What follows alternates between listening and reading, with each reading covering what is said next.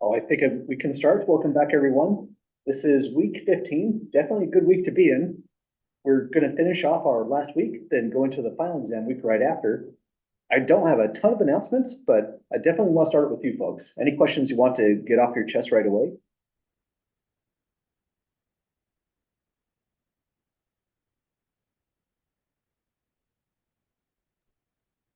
Okay, if you have any questions, feel free to interject while we go through the announcements. We did have our final quiz. That was right before the third exam. And that means we won't have a new quiz this week. It wouldn't even make sense since collecting a quiz on finals week is not very fun for anybody, I'd say. So we're just about done with section 5.1. And that means this section is going to be the final section for the entire course. We'll go right into the review questions below after we finish section 5.2. If we finish it early today, then we'll make that happen earlier today as well. We may not finish every single question on this review sheet right here, because I mean, these do take some time to explain as we go. We're not trying to solve them as fast as possible. So I think it's a good idea before you come to class on Wednesday, just take a scan of those. If there's a question you feel like looks extra weird or confusing, definitely mention it, and we'll be sure to hit those questions first. I'll post solutions to all of these, but it's nice to see the question you might have questions on answered as we're going through the review. Any questions at the moment so far, folks? Okay, those are the major elements of the announcement so far. These are the extra credit opportunities that we mentioned on class, I think last Wednesday. One of them has a quicker due date, so if you want the extra credit opportunity for the course evaluation, this is a real due date. The math department does close and finalizes their closure on that date there. I think it's sometime like 5 p.m. I don't know the exact specific time. Then aside from that, the new things down below are the formula sheet that will be provided on the real final exam is provided here. So this is a 2-page document, front and back.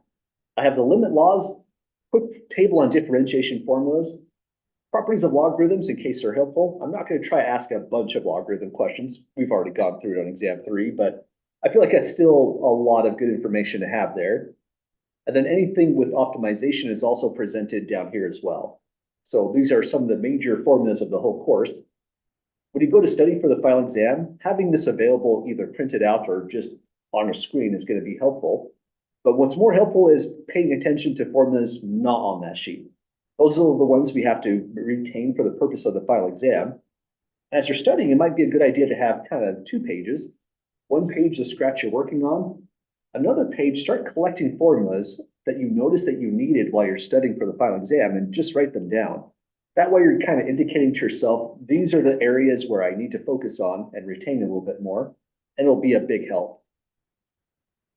It's a lot of talking so far. And aside from that, here are the different ways you can review for the final exam. This right here is a really long document. You might print it out or you might not, but either way, all this sample exam version 3 is the lecture notes that we used, but completely blanked out.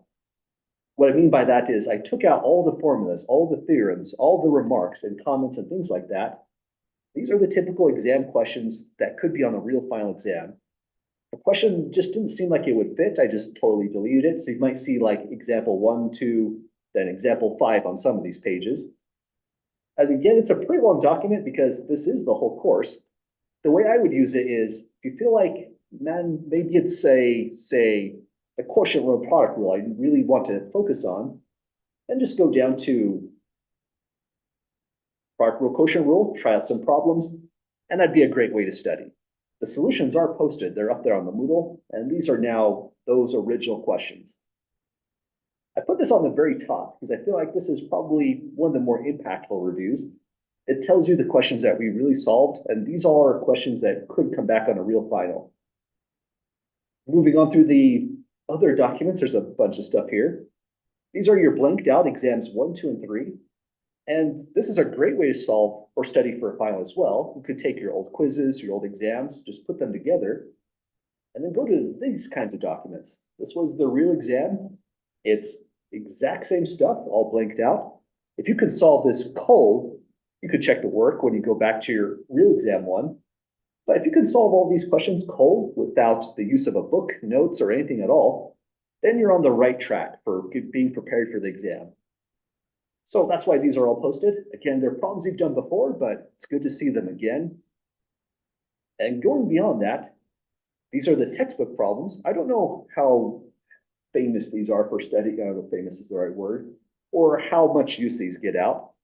But again, if you want to target a specific section, you can go to WebAssign, your actual textbook, and say, do these problems specifically. This is my attempt of showing what would look like good exam questions right out of your textbook.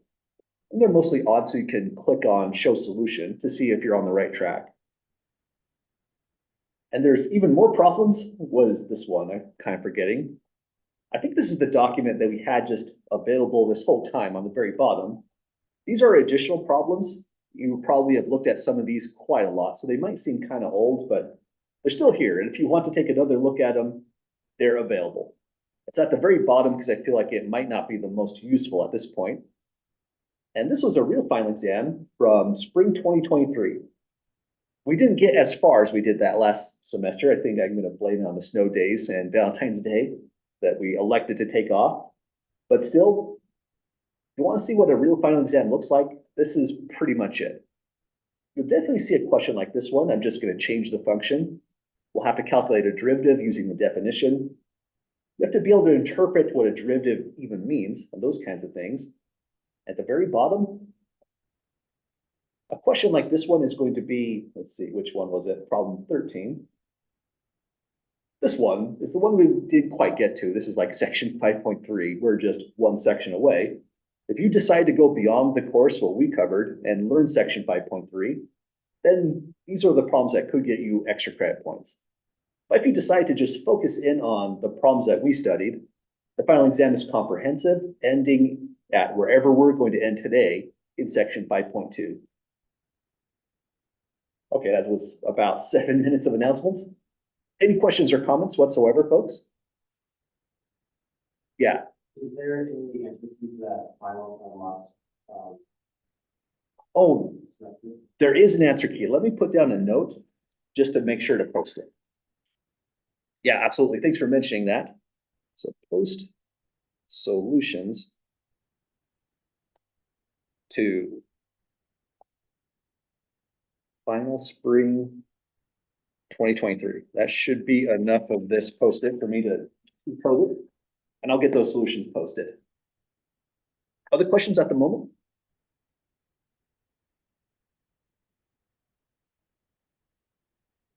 Okay, well, let's take a look.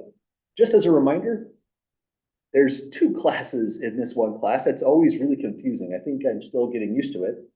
If you're in the in-person section, I'm really sorry, but our final exam, the registrar did it. So I'm going to blame the registrar, has scheduled our exam on Monday from 8 p.m. to 10 p.m. on the 29th. So that's a week away from today at not the most ideal time ever. I totally do understand that. I will be here because, I mean, that's my job. So if the schedule works for you, that's where I'll be. But I want to extend an offer to all in-person students. Let me load this up before I get to the offer. I'm also giving a final exam on Tuesday, April 30th from 5:30 p.m. to 7:30 p.m. If that's a better time for you, if you just work better at those hours, I am going to be here on Tuesday, the next day at that time, and you can drop in for the final at that time. Just send me a quick email so I'll know who to expect, and I can make sure to hand you the right exam, not the linear algebra exam. That's not a good experience. And then that will be totally okay. I think it makes sense, even though the exam is meant to be on Monday, April 29th. The reality is for the online students, you have to work with the scheduling of the testing center. That might fill up, so you might be forced to do it on Tuesday, Wednesday, or so on. So I think for the in-person section, offering a day on Tuesday is a good sense of fairness, especially if that's a bad time for you. Any questions, folks, about the scheduling?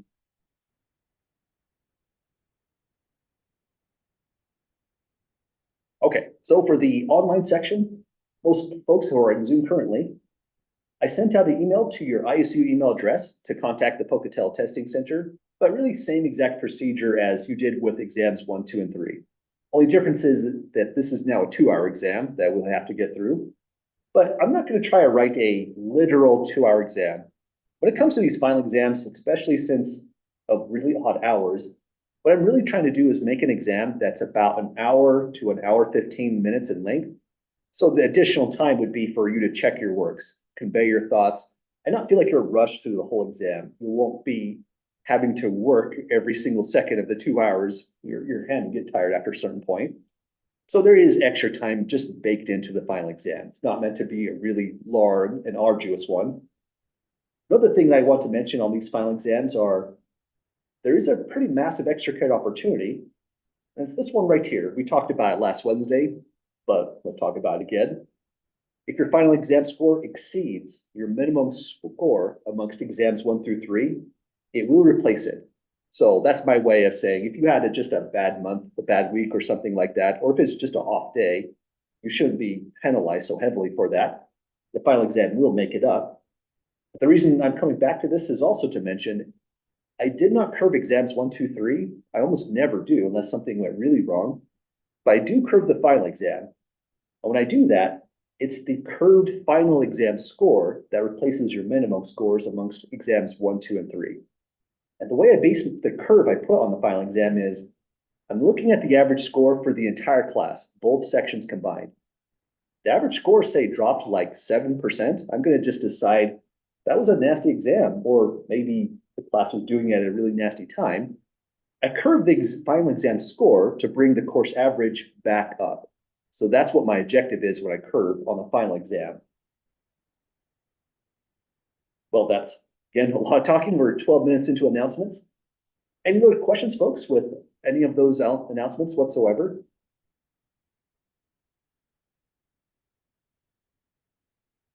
Okay, I think we did our due diligence on going through those announcements. I'll mention a little bit more about the final exam when we're coming back on Wednesday's class. But on Wednesday's class, our primary goal is just to review for the final exam. So let's get going. We're nearly done with section 5.1. But before we just launch into where we left off, let's take another look at this problem. The goal with where we're at in section 5.1 is to look at this process of taking areas a little bit more closely. We found the area under this purple curve right here, which was f of x equals 1 over 1 plus x squared to generate the curve. And we found that the area was about nearly 2, 1.9086. Even though we use the midpoint rule, we have a balance of overestimates and underestimates on every single one, this figure is still not fully accurate. And what we have to do to get a more accurate answer is it put more approximating rectangles inside this figure. We used 4 approximating rectangles. If we want a very precise answer, maybe we should go up to 40 or 400 or maybe 4,000. Just depends on the geometry of the problem and the precision that you want to get. But if this goes from 4 to say 40, there's just no fun in writing down all these terms. That's really bad because we need to write a formula for all these kinds of things. And so we need a different way to write repeated addition. Just like exponentiation is repeated multiplication, the syntax for repeated addition is this, sigma notation. So let's pause right here, take a look at sigma notation, and then we'll be ready to jump into the next section. So the idea is if you have, say, n different values, all real numbers that you want to add up, you might write this down. That always works out. But the slickest way to do it is like this. The big symbol right here, the thing that looks like an E, is sigma. And it's just a way to say repeatedly add a bunch of things together. If you're studying coding, a different or a good analogy for this is think of this as a for loop. It's saying for I equals 1 up to n, add a1 to a2 to a3 and so on until you get to n, and then that's your final thing to add up. So let's practice it with a couple of examples. On this problem right here, the index starts at 0, which is already weird, but it can start at any value whatsoever, negative, positive. We just want these to be integers if you're using sigma notation. So as I starts up at 0, it goes up to 4. We're doing that operation right there, I squared minus 3i, and this is what it would look like if we were to evaluate it. You start at I equals 0. But once I is 0, you input that value of the index into the formula you see here. So that will turn into 0 squared minus 3 times 0. Nothing happens at that index. So we go off to the next one. There's always going to be a plus between terms because that's what sigma is signifying. Repeatedly add stuff together. But your index updates every time you run through this process. We increment to an index of I equals 1 next. And get here, it's going to be throw in 1, so 1 squared minus 3 times 1. And then it's rinse and repeat. Index updates to I equals 2, which means we're now throwing a 2 inside here, so 2 squared minus 3 times 2. And this keeps on going on and on, but there is an end. The end is at 4, so we have to pay special attention to that. We're almost there. We're at I equals 3, so same pattern. 3 squared minus 3 times 3. And now it terminates because we're at the final value of the index, I equals 4. We see that again up here at the top of sigma notation. Throw 4 inside here, and we get 4 squared minus 3 by 4. And again, that's a pretty slick way to say add all these things up, because this amount of writing is a lot, and that's the value of good notation, precisely conveying what you want to do with as little as writing as possible. So that's the value of sigma notation there. We should calculate these because it'd be weird to stop. So it's going to be 0 plus, this is 1 minus 3, so negative 2. This is 4 minus 6, so plus a negative 2.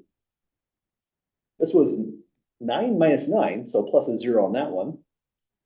4 squared is 16, minus 3 by 4 is 12, so this is plus, I lost my thought, 16 minus 12 is 4.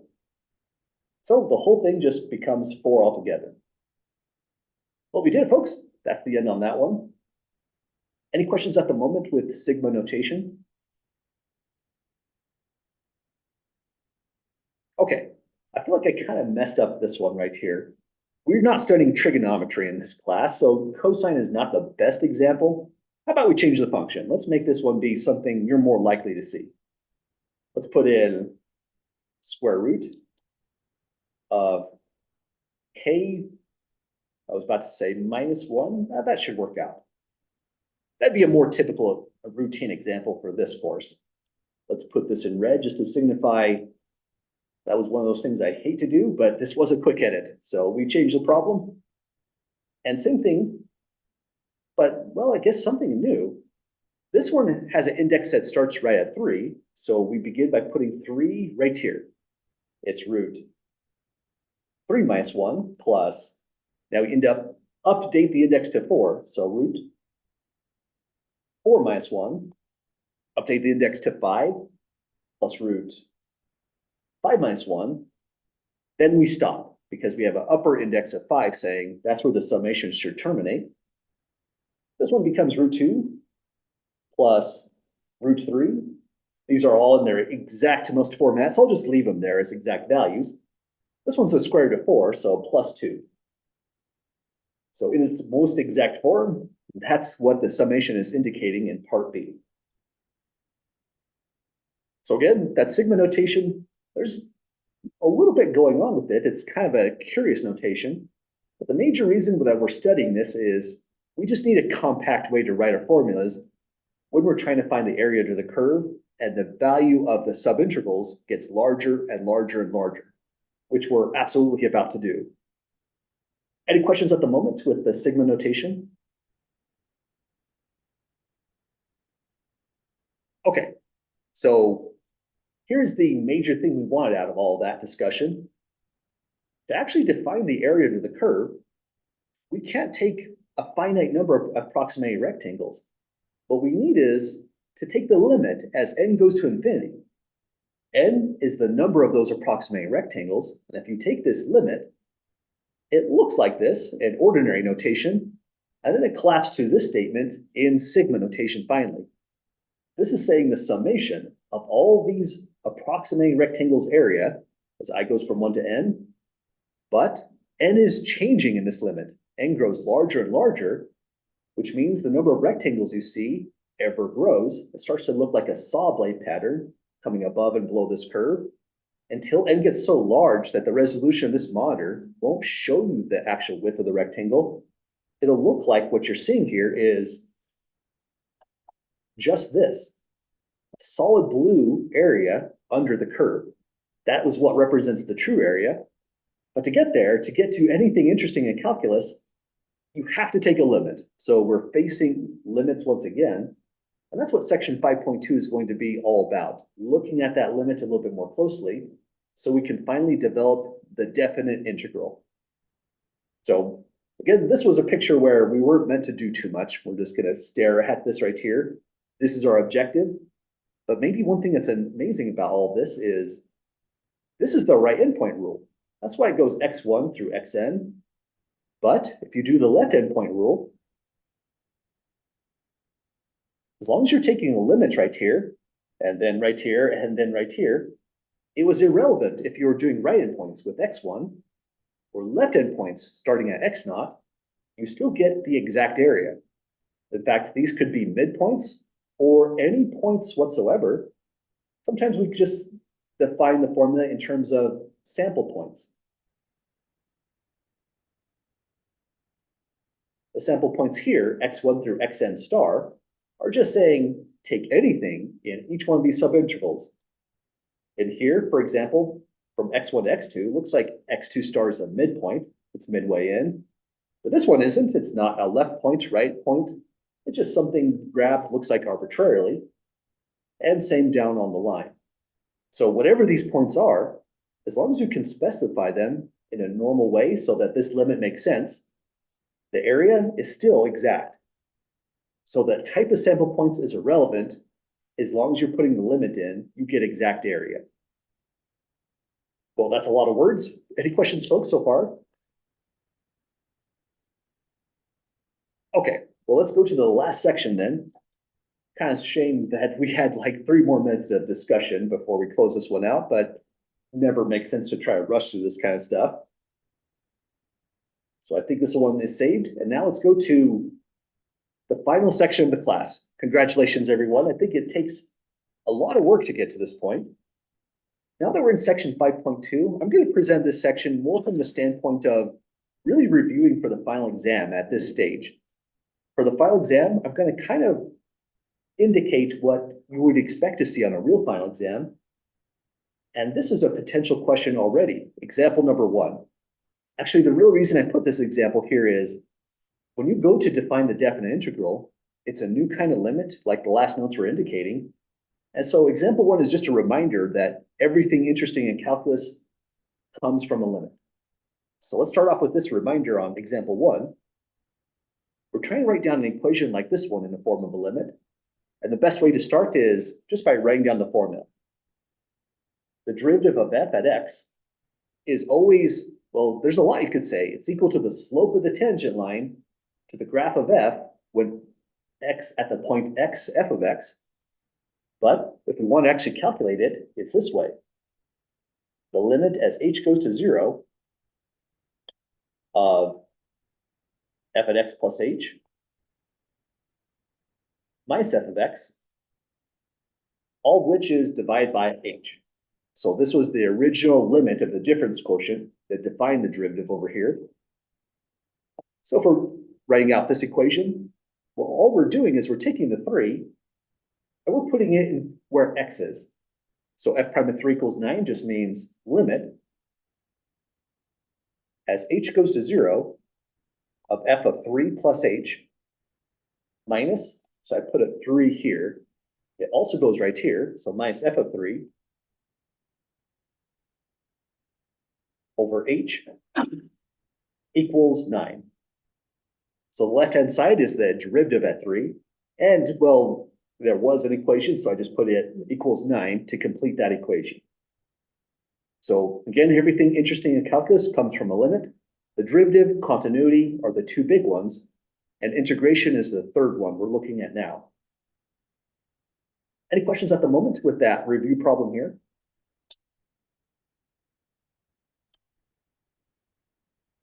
Okay, now we're ready to forge ahead to the new stuff. This is a big compact statement, so let's break it down as we go. It says a function is defined as x ranges from a to b. Let's sketch this out to start. One thing you might have noticed that felt really restrictive in section 5.1 was that our function was always positive. But that's actually not the case when it comes to integration.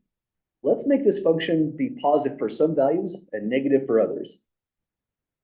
So let's graph in quadrant 1 just to make it easy to see everything. This will be the a value. We're partitioning a bunch of stuff, so let me put in the partition first. It's easier to sketch. A is x naught.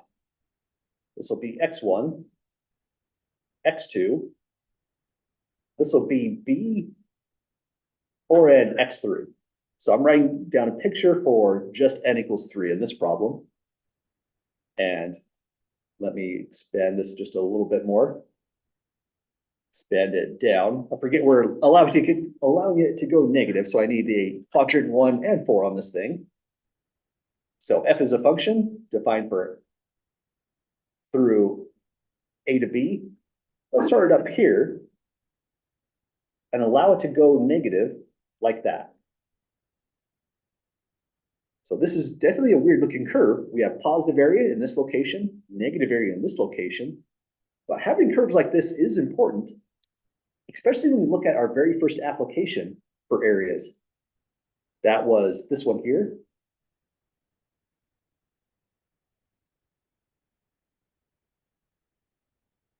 Yeah, this one right here.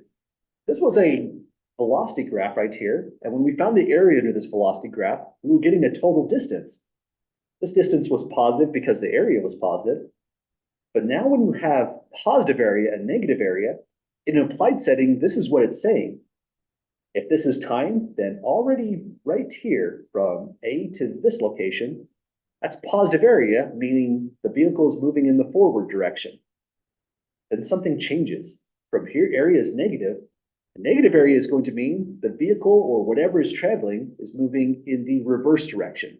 So it's backtracking for the rest of the time. In fact, it's going to have negative distance relative to the starting position because there's more negative area than positive area. So this is the reason our diagrams have to allow for negative as well. It also means when we say area, what we really mean is signed area or net area. We mean the area after you take the negative quantity and the positive quantity and add them together. So that's the curve so far, and it says next, we divide AB into n subintervals of width. Delta x equals b minus a over n. You might notice that formula is pretty much everywhere. Let's put it down here just to look at it closely. Delta x is b minus a over n. In the diagram, it's this. That's the equal width delta x that we're calculating. We already did this step. These are the endpoints of the subintervals. But we haven't done this step. Let x1 star through xn star be any sample points, which means they can literally be anything. They could be right endpoints, all of them, or maybe they're all left endpoints or midpoints, anything whatsoever. Let's go with just some generically grabbed points. So this will be x1 star. It gives us a rectangle up here, and that red dot right there will determine its height. So we have an overestimate on the positive area. We make this one our x2 star. But I am grabbing these just totally randomly. You might have a different diagram, which is completely fine. For this one, I have a height right here. That determines the height of the next rectangle, which goes like this.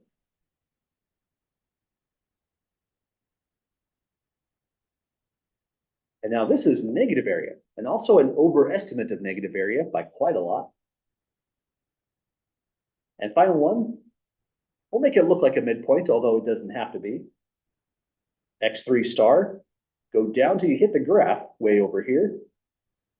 And the height of that rectangle is about like this. Seems like I have a shaky hand today. I'm going to blame all the coffee. So these three rectangles are going to estimate the net area under this graph, but it's a poor estimate. This is the picture with n equals 3. If we want the actual net area, we have to say this, the net area is dead on equal to this thing. We have to take a summation. I'm going to put a little bit of space in front of it. As I goes from 1 to n of the formula for all these approximating rectangles. Looking at the curve, if you want the formula for the rectangle, this one by the red dot, you just need to take the delta x and multiply it by the function value f of x3 star. Note this is negative because, well, this thing is down here below the x-axis, so that's why this is going to be negative area. So take f of x3 star, multiply this by delta x, and we're just about there. Notice that n is unspecified. This is just the picture when n is 3. But we need a new picture when n updates to 4, 5, 6, 7, and so on. Because to make this equality really happen, this is what we require. The limit, as the number of approximating rectangles n, runs off to infinity. So we're pretty much back to the first week of the class, looking at limits heading towards infinity. Well, any questions, folks, about this one so far?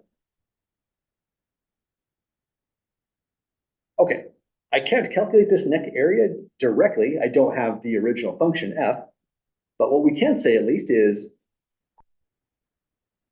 this is negative in this illustration. Only because we can observe that the negative area, if we calculate it exactly, vastly overwhelms the positive area in this problem. But we need more ways to say this, better ways to say this. Just like when we were doing the derivative, you might have felt like this is the better way to write it. And if you feel that way, I'm with you, because it's just clunky to write down the limit of the difference quotient each and every time. We do it maybe here or there, once on exam, I think it was 2, maybe once more on the final exam, just as a reminder, that's where the derivative came from. By the similar token, it's really clunky to write down this every single time you want to talk about the net area. It's unfortunate that our formulas just look so nasty like this, but it's a side effect of the limiting process from calculus. So just like what we did with the derivatives, we focused on a new symbol to represent the whole limit. We will do the same thing for the definite integral. In this problem, if we are taking the area from a to b, we write out this way, and we say it's a definite integral from a to b. This symbol right here is the integral sign. This f of x is going to be the function that we are trying to integrate, the one that produced this blue curve right here.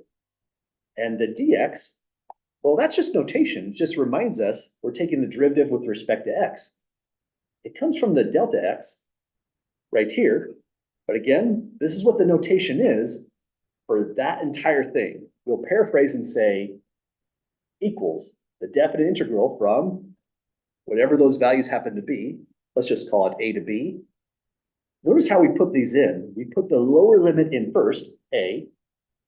Then we go up to the higher limit, whatever that number is, b. We're integrating this function in blue, f of x. We don't have a formula for it, so we'll just call it f of x. And then we put dx just to remind us that's the variable of integration. So this is the fast way to write it, but what it means is if you see this, you're really doing that, a complicated limit. So far, everything we've done in this section 5.2 has been pure notation with a few illustrations like what you see here. This is always the most, well, I wouldn't say most, but a difficult element of calculus is getting used to notation, especially when you're looking at a different process like integration. So this whole thing right here, again, is a shorthand for this limit. We call it the limit of Riemann sums after the mathematician Bernard Riemann. And it all has a bunch of moving parts. So let's say down here, when you see these kinds of symbols, this sign right here is the integral sign. And the reason it's written out this way is it's to remind people that you're doing a summation. The integral sign is really just an elongated S, and it was probably written as an S more often than not, way back in the day of Bernard-Riemann's time. It just started to look more like the integral sign that we see today, even more elongated.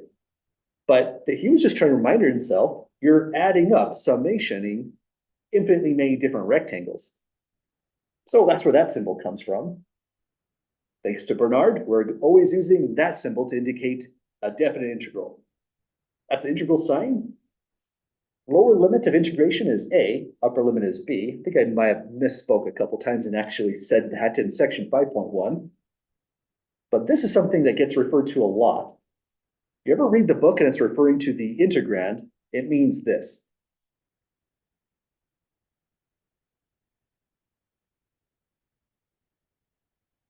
What happens to the integrand? Well, it just gets converted over to this function, or we put in the sample points. So this is the portion called the Riemann sum. It's not equal to the integral at all until you put this in front. That's the limit of Riemann sums. And the moment you have that limiting statement right there, we compactify our notation into that integral sign you see by the red dot. So that's a lot of stuff to get used to so far. Any questions at the moment looking at that notation?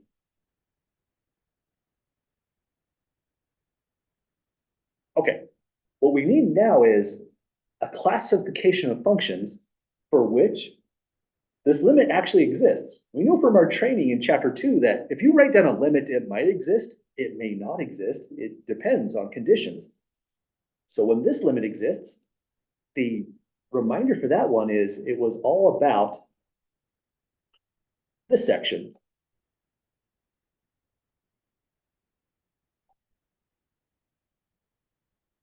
Let's see here. Was it that section? Hang on. Maybe it was section 4.1 is where I want to go. Yeah, that was this one. In 4.1, we made a big deal out of this theorem, and it turns out this is the answer to our question of which functions the limit of Riemann sums would actually exist. Your function needs to be continuous. Our theorem is going to allow for finitely many jump discontinuities, but that's just an extra technicality. If you're continuous, you're all set. But you're required to be continuous on a closed interval. And looking at this pictures, that might start to make a little bit more sense why that's the case. If you're looking for the area under a curve, you can't do it right here, potentially. These look like they might have undefined areas. Maybe they won't, just kind of depends on how that curve approaches. This one, well, it's undefined here and here, so we'll skip that one. But this one right here is both continuous on a closed set. Yeah, you could find the exact area. It looks like it would really exist. We're trying to avoid this case where the functions become unbounded. But the extreme value theorem says continuity on a closed interval will always bound your function because you always have an absolute maximum and an absolute minimum. So if there's a ceiling, the max, and a floor, the minimum, there's got to be a finite area in the middle. That's the reasoning, and a lot of hard work was put into showing it's correct. If you're continuous on a closed interval, then the definite integral exists. But notice what that's saying is if the definite integral exists, that exists as a limit. So that's a really powerful statement. It's a pretty minimal set of conditions. This is the technicality. We can actually allow for a finite number of jump discontinuities, but those are some really rare problems. I just typed that out just for the sake of completeness. It'd be weird to exclude it. Okay, so that's what the integral looks like. This is conditions that tells us the integral will exist. I felt like before we did any of that, also because I assigned it on WebAssign, we ought to try the midpoint rule one last time. It's more about practicing our new notation as we go forward as well, and getting just additional practice on the midpoint rule as well. So here's our next question for the day. Any questions or comments so far?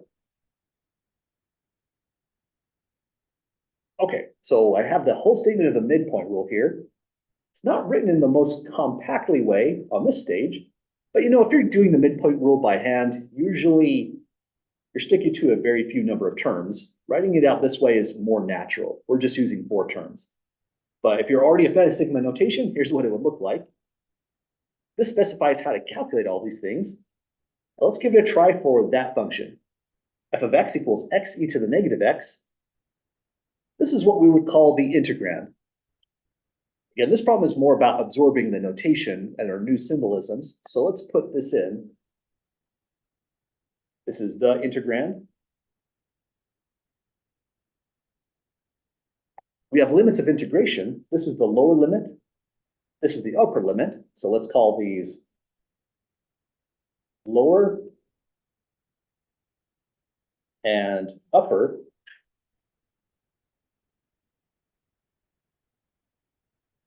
limits of integration. Let's see, we're taking 4 terms, so it's good to paraphrase as you go with this stuff. N equals 4. Our sample points can be anything, but you probably guessed with the notes above, we're going to use midpoints. So N equals 4 using M4 is how we describe this process in section 4.1. This is just paraphrasing. We'll sketch a graph to help explain what the sum represents. That's more for the class notes. This is not something I'll ask you to do on a real final exam question. I'll produce that actual graph if it's necessary. So again, we want to find the Riemann sum for this, which means what you're really doing is taking a definite integral. So here's our integral sign. It's going to be evaluated on these limits of integration. We always go left to right on interval notation or inequality form like this. And in the integral sign, we go bottom up from lowest to highest. So -4 to +2. We actually can switch these around with properties of integration, but when you're stating a problem, this is the typical way we would put in the values. Next thing that goes in is the integrand, x e negative x. Dx is just a symbol to say what to differentiate, or excuse me, integrate with respect to. And all of this represents the exact signed area under the curve. Let's jump to this part of looking at the graph so we have some expectations of what our answer is going to look like.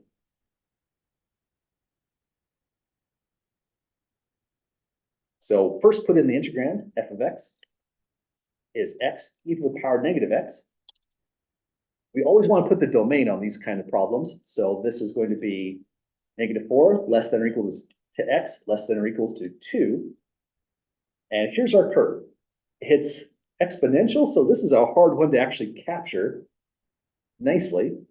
At least we have a good idea of what it looks like. Let me see if I can zoom out. Zooming's not going to help us out. Let's maybe do some surgery to the scale here, see if we can fix it a little bit. So y-axis, x-axis, let's say we're going from -50. That's still quite a ways down there, -100. 200, I'd hate to have to use exponential notation. Let's go with -50 and just let our graph look about like that. On the positive end, 10, I guess, does do the job. We're only plotting from -4 up to 2. So finally, here's our graph. If I can get this to go away. Maybe not the best graph, but it'll do the job for us.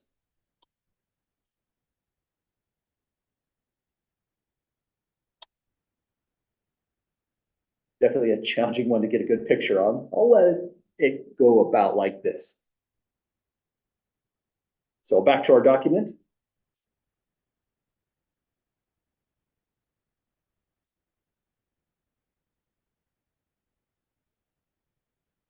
Where all this stuff goes is finally, we're looking for the signed area of this function.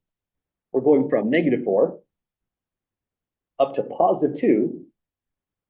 And the area we're getting looks like it would be all of this area. This area is negative. And we're also getting, check, there's a smidge of positive area right here. I'm not sure I can really even highlight it. I'll just put some dots. And this is the positive area.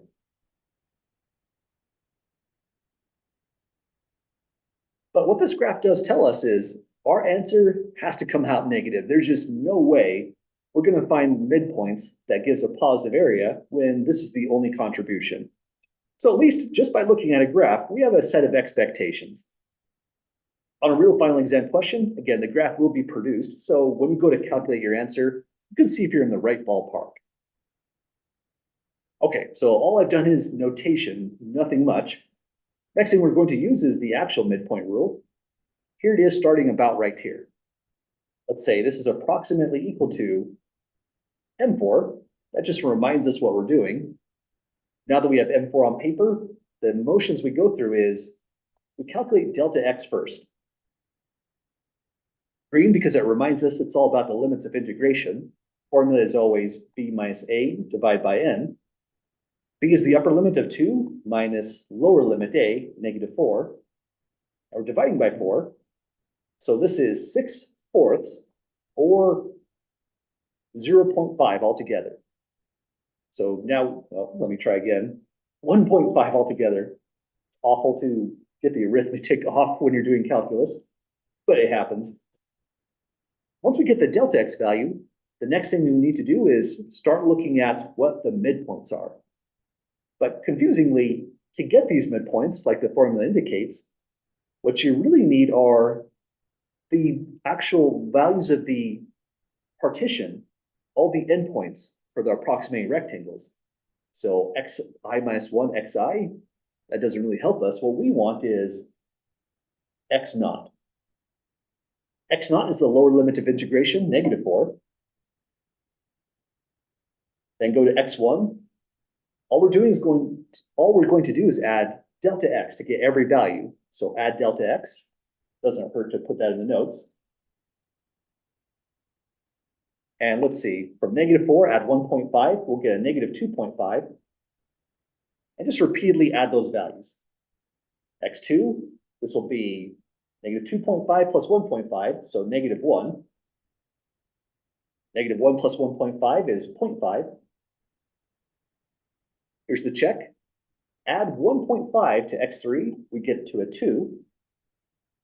And 2 has to be the upper limit of integration. That's what we have here, so we're on the right track. So once we have all these down, you can actually use this formula right here if you like. You're averaging once, twice, 3 times, 4 times. It's not too bad to do that. But there are shortcuts. So if you like to use the formula verbatim, you'd want to list all these out. If you want to take a shortcut, here's how it would look. This is the first midpoint, x bar 1. And let's get the calculator going. On that very first midpoint, x bar 1, average these two values and you will get -4 minus 2.5 divided by 2, so -3.25.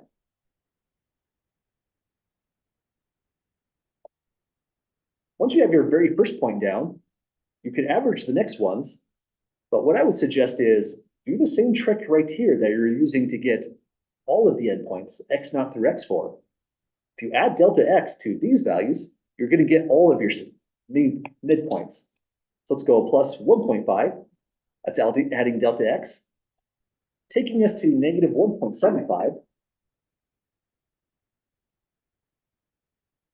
Again, it doesn't hurt to just say this in the notes. You want to calculate the first one, but for all the rest, just add delta x and you're calculating as fast as possible.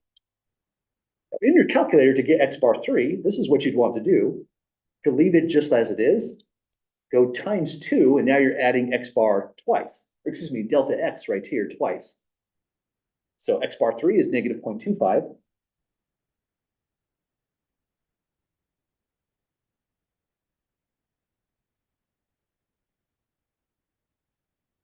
Last one, x bar 4. Put this up to times 3. Now you've added it a third time, and we get to a 1.25. It is awful to put all this work down and just made a silly mistake. So if you're a fan of checking this stuff out, you can average these last two to see if you're on the right ballpark. That's the value of writing these down. They're fast. It's a great way to check your work. So if we add the last two, 0.5, 2, divided by 2, we do get the 1.25, which says we've got them all. Finally, after all of this, we're ready to finish off the problem. We can say that the definite integral from -4 to +2 of x e to the negative x dx is going to be equal to approximately m4, which is now equal to, take your delta x and multiply this into f of x bar 1 plus f of x bar 2 plus f of x bar 3 plus f of x bar 4. So there's our formula. We now have to substitute in our information. Delta x, if we can see where that is, oh, there it is, comes in as a 1.5. So let's plug that in first.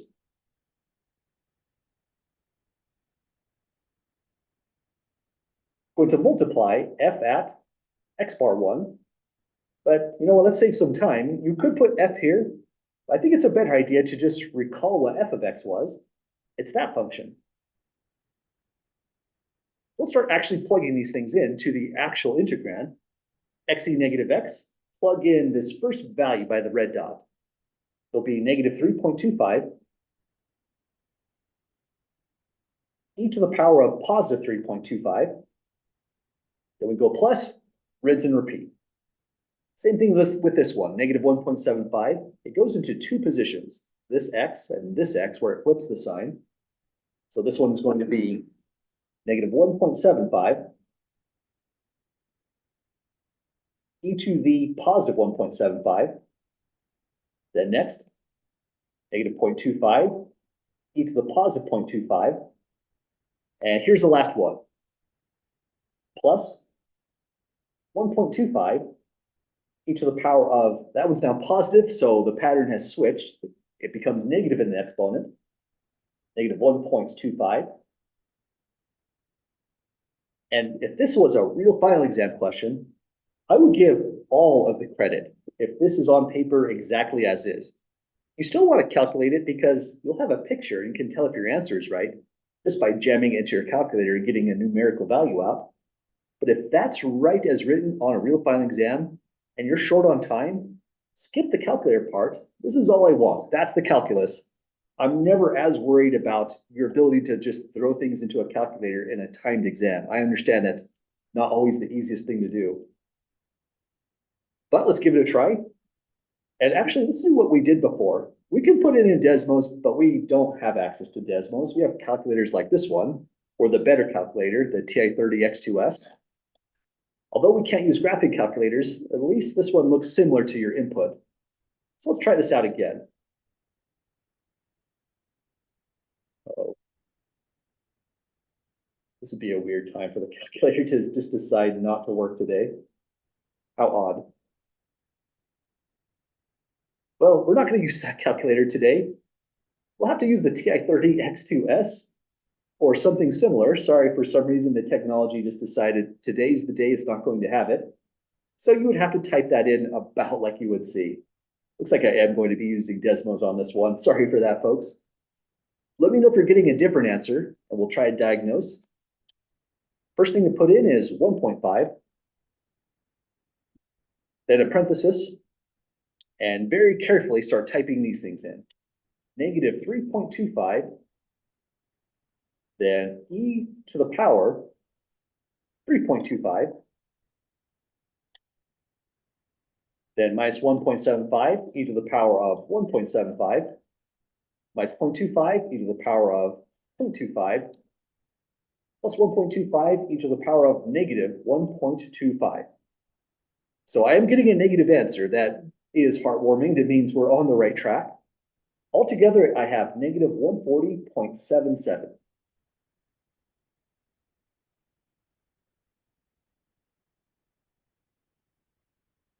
Let's pause right here for the moment. Anyone getting anything different so far?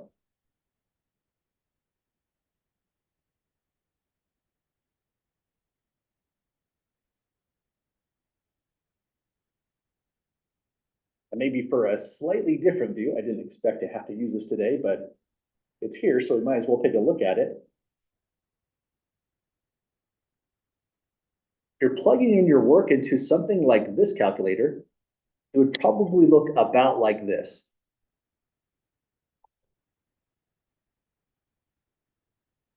I won't be able to get in all the terms, so just the first few terms. I would type in 1.5. Come down right here. You want to use this open parenthesis next. Then negative 3.25. You really do have to use the negative button right down here in this calculator. Then to call the base e exponential, hit the second key and the natural logarithm key, and that should pull up something that looks like this. E to a power. We've got to give it a 3.25. And that's our first term. Then I would go minus and so on. So it should look about like this in your calculator. Then after putting in everything meticulously, again, I'd only do it if I had extra time on the final exam, we should be landing on about that numerical value. No worries if you get it off. You're just doing that to double check. This is, let's actually say it just for emphasis. This line right here is full credit on the final. These questions are more about your understanding and how to put it all together, and that's where it is, all put together on that line. Well, we did, folks. We looked into the notation for integration. We're using it here just to show how it's conveyed in a problem like this one. But on the real final exam, it looks like we're only going to get into doing a midpoint rule, a right endpoint rule, or a left endpoint rule. So I'd say section 5.1, 5.2, hit that work pretty hard. And let's say right here, if you decide to go beyond, you'd be studying theorem 4, looking into conversions and such. You'd be looking into properties of integrals. And I'm going to post another further notes of how to calculate a definite integral the faster way. But this is where the course has officially ended. No final exam questions beyond here. At least not for credit. Any exam question I ask beyond this point would be for full extra credit on the real final exam. And for a hint on about how those will go, that's the one I indicated here, problem 13, won't be on the real final exam, just because of shortness of time. Well, and that means this is a pretty good stopping point for us folks on these notes here. Any questions at all before we close these out?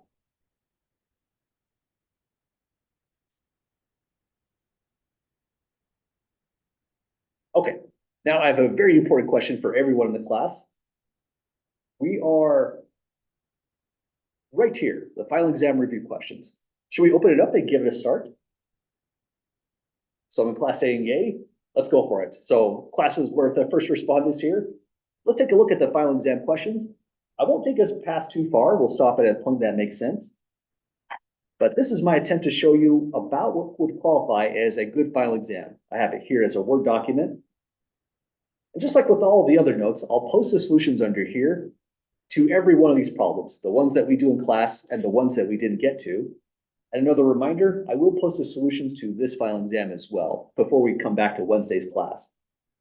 So now we're at the final review. Congratulations, folks. It's nice that we have a bit of a head start to take a look at these problems, and I should zoom in on that. I didn't space this out, so your real final exam will have space between the problems. It's more printer friendly, I suppose. And I'll just go down the line. One thing I want to do is indicate which one is not going to be on the final exam. There won't be too many of them, but we just didn't make it to this question today. So this is not on the final.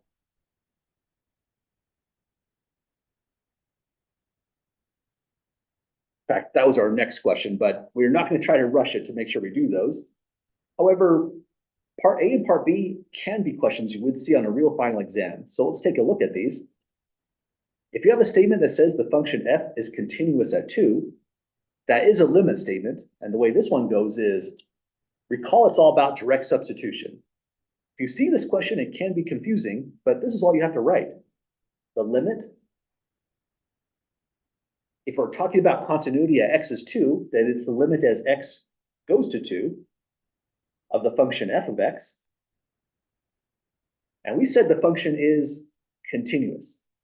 That means you have direct substitution, and it looks like this on paper. take your value of 2, directly swap it in for x. And this is the meaning of continuity, the fact that you're allowed to make this happen in your limiting statement. Any questions, folks, with the continuity limit statement? Okay, the next one, part B, was the first one that we did for the day, but let's still write it out. If it says the derivative of f at 5 is -2, then that 5 right there is the more important value. You want to write out limit as h goes to 0 of f at, first let me put down what would always be here. Something minus h minus f at something divided by h. So this is the guarantee of how the left-hand side, the side with the derivative, would go. All you're doing is you're taking your 5, plugging it here and here, and the whole thing is set equal to -2. So that's the meaning of the derivative in the form of a limit right here. And, well, that's one problem down. Any questions, folks, with either two of those? Okay, I made that the first example in the notes for the review, mainly because I think these are extra tricky when you see them on the final exam. It's easy to get blindsided with these kinds of questions. But if it's the first question on the review, that's probably the one question you'll definitely remember. At least that's my thought on this one. Let's move down to example 2. On example 2, we now have a slew of different limits that we need to take on. Some of them require certain properties, others don't. Some of them require some algebraic manipulations, a few backflips here and that kind of stuff. Others are more just crank something out. For example, in part A, if you want to do this limit, 0 cannot be put in as a first step. That's a division by 0. But if you crank out 4 plus x squared, just expand this, algebraically, something should work out to make the limit happen. So, in fact, the limit you're looking at right here should look an awful lot like part B. Looks like we're taking the derivative of some kind of polynomial function. So this will turn into, first, limit as x goes to 0. On the final exam, just like on all other exams, we do have to write this down for correct limit notation. I put some reminders on the final exam. But if you forgot that on your whole exam, you're only going to lose a point once. I'm not going to try to nickel and dime you the entire exam on your way through. But there'll just be a reminder somewhere on your exam that this statement was important. So limit as x goes to 0 of, next expand this, you have to square 4 for a 16. Then you take 4 times x. You take 4 times x again. If you wrote 8x there already, then I would assume you've expanded these a lot. Plus x squared minus 16. Sometimes the algebra can be the major obstacle. So for that 4 plus x squared, if that looked kind of foggy, visualize it this way.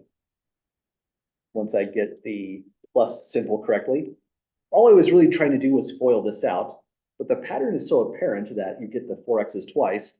Sometimes people just write the answer down in that way. Let's all divide by x.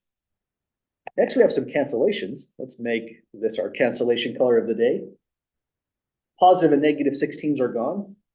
It leaves behind the limit as x goes to 0 of 8x plus x squared, all divided by x. In class, we typically factored an x out and then canceled. If you want to do a fancier cancellation, it would look like this. Limit as x goes to 0. I can cancel x to x here to here, but if you do that because of the plus, you also have to cancel x here to here as well. Everything in the numerator is divided by x, in other words, leaving behind 8 plus x. Now, x is going to 0 in the limit, but that means we're about to use direct substitution by placing a 0 right there. If you've done direct substitution, you drop the limiting statement. It's gone. We're already plugging in 0 for x. All that's left is 8 plus 0. So this is when the limiting statement disappears and we have our answer.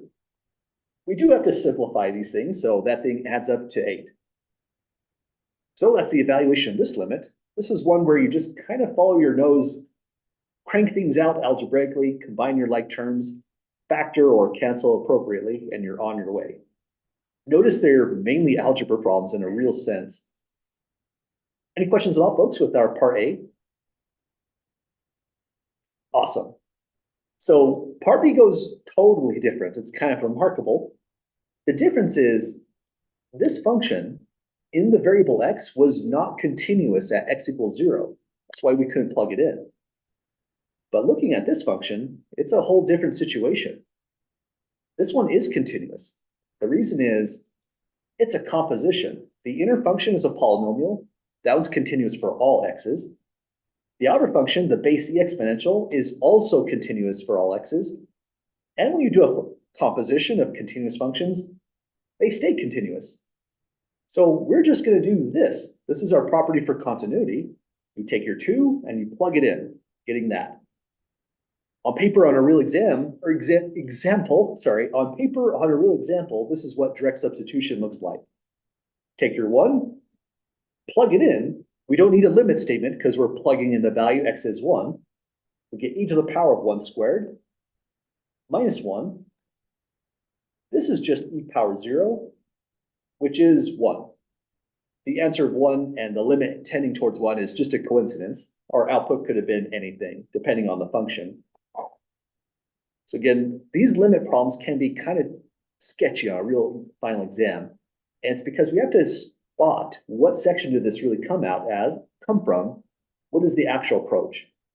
So anything that looks like this, just try direct substitution. Even on this one, visualize what would happen if you put 0 in. If you've got a problem of division by 0, do some algebra. If there is no problem, no division by 0, no undefines, then you've got your answer. You're looking at a continuous function already. And after all that, this one doesn't look so nice, part C. Let's put it on a whole new page.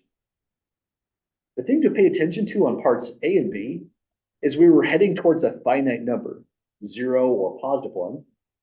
But the moment you're heading towards positive infinity or negative infinity, our approach is now different. We need to expand this entire denominator, so let's begin just by some scratch work. U squared minus 2, 2u squared minus 1. We distribute u squared through, we get 2u to the power 4 minus u squared. Distribute negative 2 in, it becomes minus 4u squared plus 2. So all this is 2u squared, 2u to the power 4 minus 5u power 2 plus 2. So that's our denominator. Back to the actual question, part C, we can say that this is equal to the limit as x goes to infinity of 4u to the power 5 plus 5. And here's our work in the denominator. 2u power 4 minus 5u squared plus 2. Now, there is a particularly cool way to analyze a problem like this. And let's take a look at this. Oh, well, it looks like it's going to be a trouble with this one. But the more you know about asymptotes, the more you might be able to just state the answer on this thing. Anyone happen to know what the answer would be?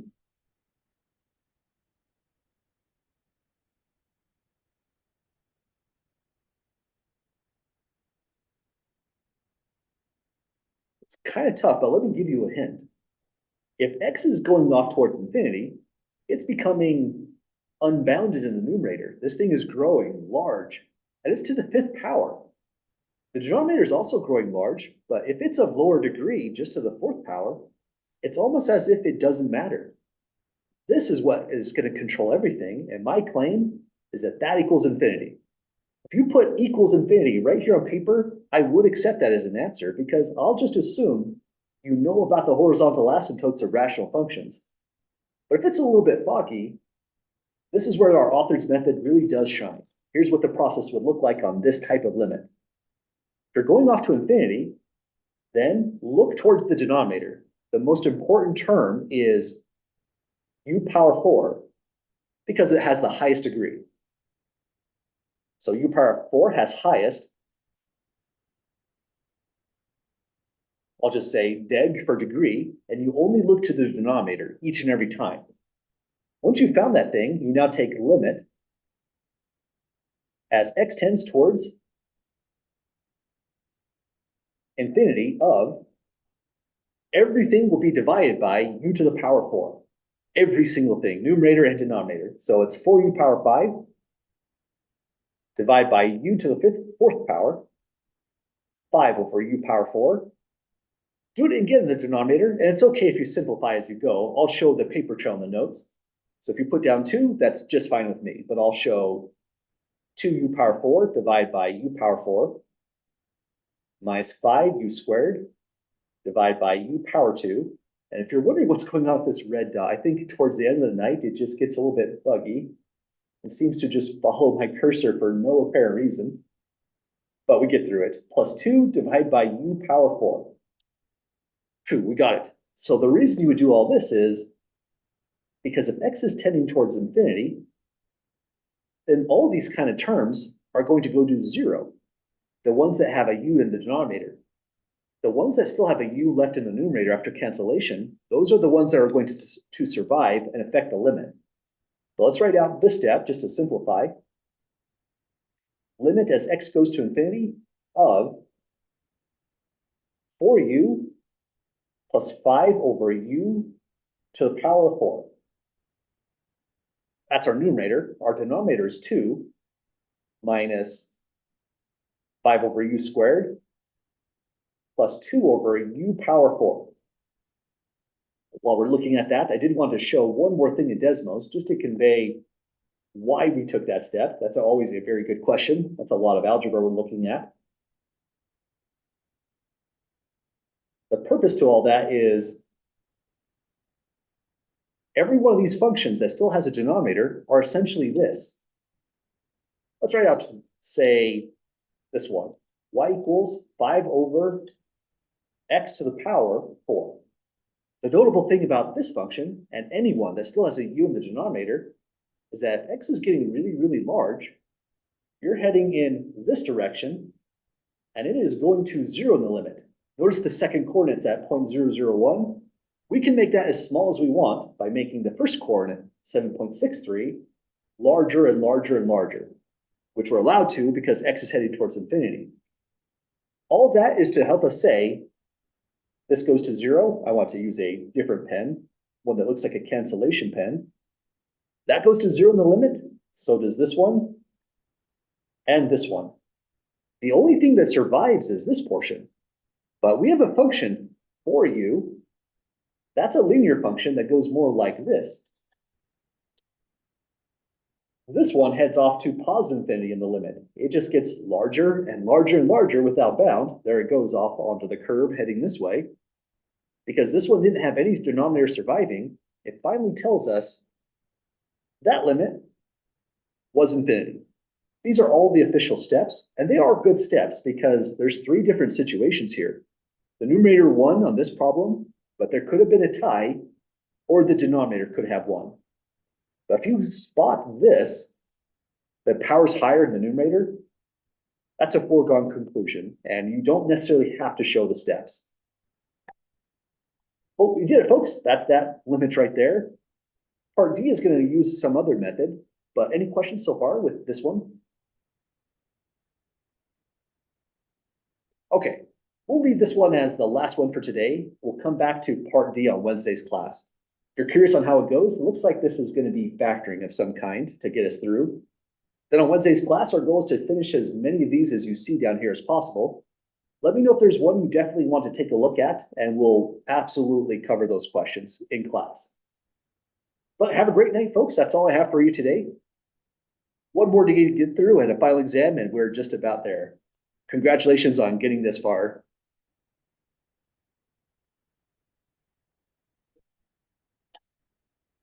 Thank you. You betcha. Have a good one.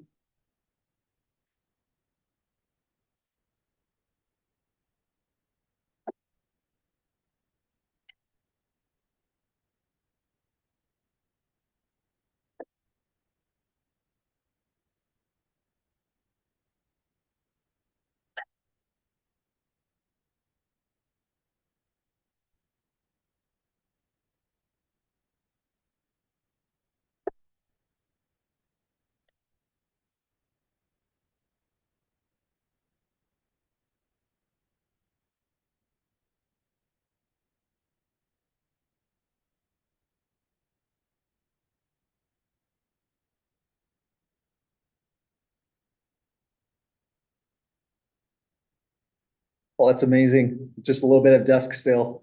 It's the best part of the year, part of the year. That's true. Well, it's dark. Yeah. Have a good one.